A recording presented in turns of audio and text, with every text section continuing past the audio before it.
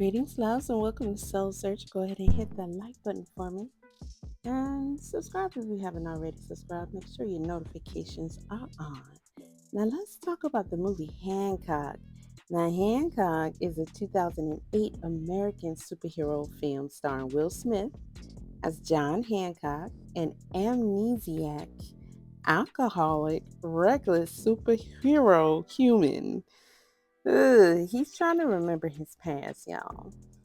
I don't know if you've seen it, but I happen to have loved it. Okay. And the film was directed by Peter Berg and it was written by Vince Gillian. And it was originally written by Vincent Ingo. I don't know if I said that correctly. He had a slightly different script, but the film also stars one of my favorites, Charlize Theron, and also Jason Bateman and Eddie Marsan.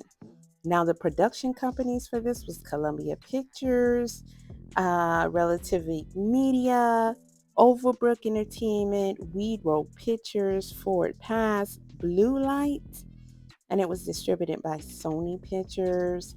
And the release date was July the 2nd of 2008 in the US. And it had a running time of about 92 minutes, right?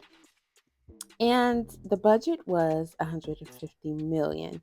Now, box office, ooh, they made 629.4 million. Now, the story was, again, originally written by Vincent Ingo in 1996. And it languished in development hell for years with various directors attached, including Tony Scott, Michael Mann, who would later co produce the film, Jonathan Moscow, Gabriel Muccino, before being filmed in mid 2007 in Los Angeles with a production budget of 150 million. And this was in the United States, and the film was rated PG-13 by the Motion Picture Association of America. And this was after changes were made at their request in order to avoid an R rating, which it had received twice before. Now, Columbia Pictures released the film in theaters in the US in July, actually July the 2nd in 2008. Now, while Hancock received mixed reviews from critics who found it promising but let down by the mid movie change in tone, it still grossed 629.4 million worldwide, becoming the fourth highest grossing film of 2008. Mm. Hancock, unrefined superhero in Los Angeles, and he is shunned, ridiculed, and hated by the public for his drunken and careless crime fighting acts and his rude and unpleasant disposition. Hancock rescues Ray Embry, who's a community minded but struggling public relations specialist, from an oncoming train, but he also accidentally derails it in the process. Y'all remember that scene?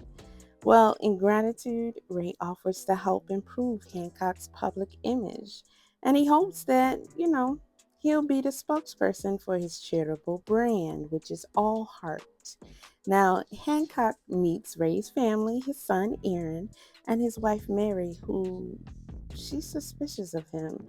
And Ray encourages Hancock to issue a public apology and surrender himself to local authorities, hoping that it will build public confidence in Hancock and create demand for him to return. Now, Hancock reluctantly agreed and he placed himself in prison. Now, the crime rate in Los Angeles rose, and Hancock was eventually released to help. Now, he successfully rescued a wounded police officer during a bank robbery shootout, and the hostage situation was orchestrated by Red Parker. The public applauds, and Hancock is a hero, and the officers praise him for ending the crisis without a loss of life. Now, Hancock has dinner with Ray and Mary and reveals that he's an amnesiac. and he's immortal. Having woken up in a hospital 80 years ago with no memory of his identity, after saving his life and escorting after saving his life and escorting a drunk Ray home, Hancock kisses Mary, who kisses him back. But then she throws him into a wall, also revealing that she has superpowers. Now, the next day, she explains that ancient cultures called them gods or angels, and now superheroes, and that there were more like them in the past. However, their peers inevitably bonded in pairs as soulmates, and then they lost their powers in the process. And they live human lives, and then they perish. Now, when Mary refuses to answer questions about their connection, the two begin a brawl that moves all throughout LA. And during the fight, Mary reveals that, okay, they were together for 3,000 years. And they're the last of their kind, but the two stop fighting when they reach Ray, who confronts them about the secrecy. Now, Hancock leaves and he stops a store robbery, but he's shot. And he finds that a bullet has hurt him. Now, while receiving hospital treatment, Mary explains that the closer they are, the more mortal they become. And they'll lose their powers until they stay apart. Now, the last time Hancock and Mary were together was 80 years ago when Hancock was attacked and she fled so that his powers would return. Parker escapes prison with several inmates and he attacks the hospital to get revenge. Now, Mary is caught in the crossfire and she's injured. Hancock manages to use some of his fading strength to fight and kill the convicts, but he's also injured when Parker pow-pows him. And Ray saves him by cutting off Parker's other hand with a fire axe before deleting him. Hancock throws himself out of the hospital trying to increase his distance from Mary so that they both can recover before flying off. Now, a month later, Ray and his family receive a call from Hancock, who is now in New York City, revealing that he has imprinted on the moon's surface Ray's all heart marketing logo. That's how the movie went, y'all. I know it doesn't really sound, but if you've seen it, then hopefully you liked it. You were excited because I liked the movie. I really do. It was different and I liked it. Now, the son was Jay Head, born December 27th, 1996, and he's an American actor. He's best known for portraying Sean Jr., the son of Sean, and Lee Ann Toy, played by Tim McGraw and Sandra Bullock in the 2009 film The Blind Side, directed by John Lee Hancock. How ironic. Now, it also had actors Johnny Gake and Thomas Lennon and Mike and Jeremy, also Mike Epps. Nancy Grace was in there. They had uncredited cameo spots. They were in the post credits. Film producers Akiva Goldsman and Michael Mann appear as executives listening to Ray's lecture. And television host Nancy Grace, she had a cameo appearance, as I mentioned before. Now, Dave Farch appears as Michelle, the young French American. I know my French accent isn't all that great, but hey, you know, he did a good job though. He appeared as the young French American neighborhood bully who is thrown by Hancock in the air for repeatedly insulting him by calling him asshole, right? Okay, I did that terribly too, but y'all know how he did it. It was funny. It was also funny how he ran off with his hair sticking out too. So, Atticus Schaefer, later known for his role in the sitcom The Middle, also makes a brief appearance at the beginning of the film. Now, Dag Nagard Farch, born September 27, 1995, also known as Great Dog or Dim Boom, is an American actor, singer, songwriter, Okay, he's also a rapper. Hmm. And he's best known for his portrayal of, I know y'all remember this, young Michael Myers in Rob Zombie's horror remake in 2007. Okay, didn't he look? I ain't gonna lie. At the time, I couldn't put my finger on it, but I said he looked so familiar. Now, Farge has also played in theatrical productions of Grapes of Wrath, in which he played the role of Winfield. Marth Sard, in which he played the role of young Harold. Waiting Garat played the messenger and Shakespeare on a bridge as a musical guest. Mm, okay, he has performed in multiple Shakespeare productions, including Coriolanus, in which he played young Coriolanus, The Merry Wives of Windsor, and Hamlet. He also landed the role of Pincure in the French play I'm not even going to try, as well as the role in the comedy The Nerd, which he played the character Thor Walgrave. In addition to English, Farge speaks French. Okay. On YouTube, Farge has posted videos in which he performs his rap music videos under the name Great Day. So if y'all want to see him, see if he got some skills, because he might. It is Great Dag, Daeg. Go check him out. I just might do that myself. Now, his albums include Stunt from the Six in 2018, Vlad. Yeah, like DJ Vlad. Just like that. 2019, Albino Animal in 2019, Quarantine in 2020, and Wicked Wicked West in 2020, Pieces in 2020. So he been laying down some tracks, y'all. Hmm. So Smith's salary in his pay or play contract for the film was $20 million and 20% of the film's gross. Okay, he got $20 million and 20% of the film's gross. Okay. Okay. So the actor had also set up a pay or play contract to film I Am Legend at Warner Brothers after completion of Tonight. He Comes. Mm. So the development of this movie by Vince Nagold said that he had the motivation for the idea was that he loved Superman and it inspired him, and he wanted to do a version of Superman that was, more real and challenging. Okay, it was definitely challenging. And he said he wanted to take the Superman genre, and turn it upside down. Boy, you're turning me. Now, Vincent is a Vietnamese American writer and producer, and he's known for his work on the film Hancock.